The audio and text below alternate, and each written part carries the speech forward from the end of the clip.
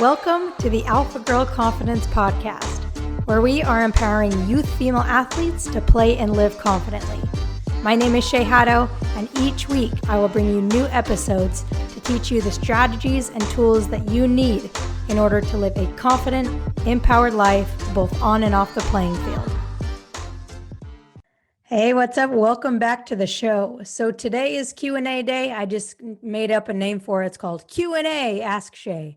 All right, so let's get into our Q&A episode of the week. And this week it's for parents. So parents submitted their questions. So if you're a parent listening, you're in the right spot. If you're a player listening, you can keep listening, but I would highly suggest grabbing your parents as well. So the first question coming in, this is a great question. So here we go. What is the best way to get a U13 girl out of her own head? She is so skilled, always gives 110%, but thinks she didn't do her best. She lets her team down or critiques herself constantly. She's her own worst critic, and I feel sometimes it inhibits her on the playing field. All right, great question. So first off, you're absolutely right that her getting in her own head is probably very likely inhibiting her on the field. So first thing I'm going to say is we have to understand that it's really hard to, I'm using air quotations here, to get someone out of their head, especially as a parent, So when we think about getting someone to do something, getting someone out of their own head, I want us to think more about it. Like, how can I help my daughter to get out of her own head, like on her own? How can I get her to, like, how can I help her to come to that conclusion on her own? So we have to understand that why she's in her own head. Like, why is she in her own head?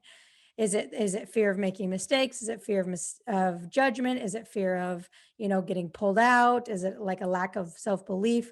We have to first get to the reason why she's in her own head in order to really help her. Because once you know the root cause, it's easier to help her. So for example, when I'm coaching, like, I cannot help a player get out of her own head if I don't know why she's in her head. I have to get to the root cause. And I know it can be really hard for a parent to sit there and question your daughter and ask her, what's going on? And that can be really hard. Like, I know as a parent, that can be really hard. Because to be honest, like, a lot of the time, players and your daughter, they're not always super honest with you about these things. Like, I've had calls, like discovery calls with players and parents, where I'll be like getting pretty deep with a player. I'll be asking them questions and they will open up a lot to where the parent will be like, wow, like, I didn't know that was happening. Like, I've never heard her say that before. I didn't know that she was going through that before. So when you're trying to get to the root cause, sometimes that can be a little bit hard. So in my opinion, like, the most effective way to get her is to get her like talking about it and to figure out that root cause is to get her to talk with someone, to get her to work with someone, whether that's me or whether that's someone else, but get her to talk to someone so she can start the self-discovery process, which will help her to really start to, see these shifts and start getting out of her own head. Because when we're in it by ourselves, it's really hard to see. Like, it's hard to see when we're in it, right? So that's why talking to someone else is, and hopefully it's someone other than a parent, is so powerful in helping us to shed light on really what's going on in our minds so that we can become more clear on what's holding us back. Okay, so that's my first thing is have her talk to someone that isn't you. Okay, and another thing with this is realize that not all the time, but a lot of times the reason why a player's holding back could be fear of letting a parent down, and they're not going to tell you that. So that's a big reason why, like, talking to someone, it just will allow them to open up a lot more about why this is happening. And then you can then start to form solutions from there. Okay, so aside from that, as a parent, here's some specific things you can help, like we said, to help her get out of her own head, to help her come to that conclusion on her own. Number one is to encourage and embrace mistakes. Encourage and embrace mistakes.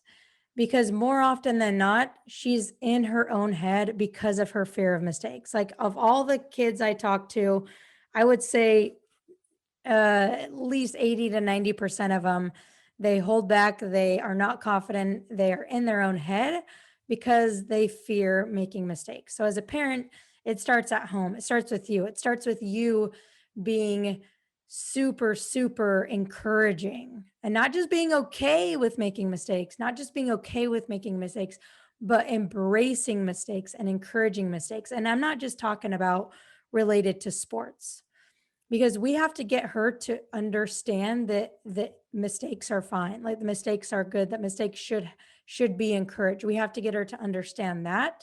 So as a parent, like, encourage mistakes in all aspects of her life. And don't just tell her that mistakes are okay, like, show her that mistakes are okay and even encouraged. And when you can do that, you'll start to see shifts.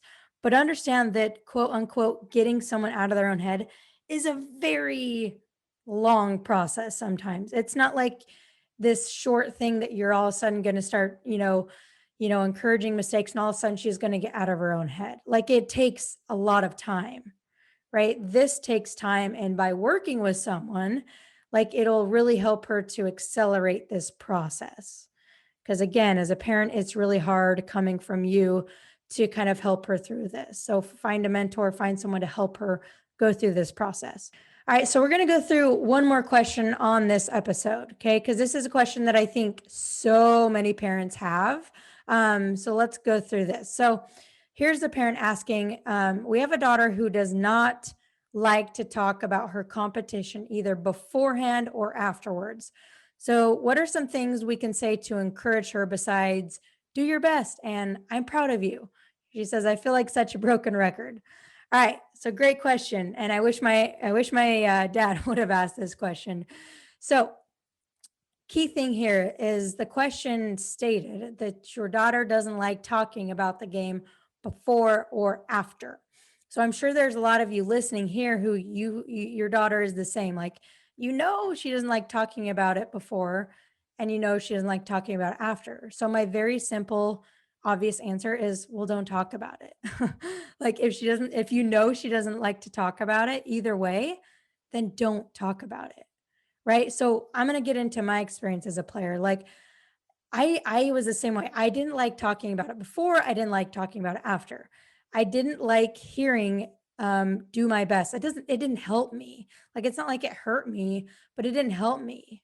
Right. And it doesn't carry much weight. Like, do your best. Honestly, it's just probably going to go in through one ear and out the other. Okay. So first of all, if she doesn't like talking about it before, then just say, go have fun. Like, just realize that the little things you say may not even have an impact. Okay. And then as far as after goes, this is really important to read her body language.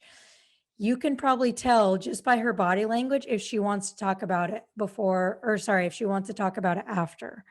And most of the time, you probably are going to need to give her space. So if she doesn't like talking about it afterwards, I wouldn't really say anything. I would just give her the space, and maybe later that night or even the next day, maybe then you can talk about it, but give her space. Okay, so some specific things you can say. So instead of just saying, like, I'm proud of you, name something specific, like something super specific that you're proud of her for, and make sure that that something is something that she has control over. So here's some examples. I'm proud of you for communicating after you got scored on. I'm proud of you for not giving up on that play after you lost the ball. I'm proud of you for creating energy when you came off the bench. Okay, so you can still say I'm proud of you, but when you just say I'm proud of you, it's like I said, it doesn't carry much weight. So even if your daughter doesn't like talking about the game after, like, just do that. Just say I'm proud of you for, and then fill in the blank. But if you can tell she's really pissed off and she just is not wanting to talk about it at all, then I would suggest, like, not even talking about the game at all. Just go get your food, like, go home, talk about something else. Because at that point, if she's closed off, nothing you say is going to help. So I know that can be hard, but it's going to take practice.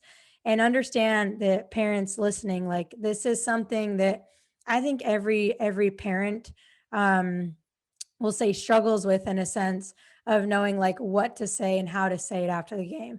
But you just have to know really what your daughter, how she is after the game. Like you have to kind of read into her body language and then kind of go from there. Okay. And so that would be my advice on that. And really like knowing if your daughter doesn't like talking about it, then that's okay. Then you don't have to talk about it. All right. So I hope this episode was helpful. So in a couple days, my Alpha Girl Collective program is opening up. I'm super excited for it. So again, it's opening up in a couple days on June 14th. This program is for middle school and high school female athletes who want to build that unshakable confidence and really access that limitless potential inside of them, not only in their sport, but also in their life. So again, June 14th, I'm also hosting a webinar on June 14th that evening. So if you sign up for the waitlist for the Alpha Girl Collective, you'll get the free training video on how to, better prepare for games. You'll receive that when you sign up. And then also you'll get information on how to join the webinar on the night of June 14th.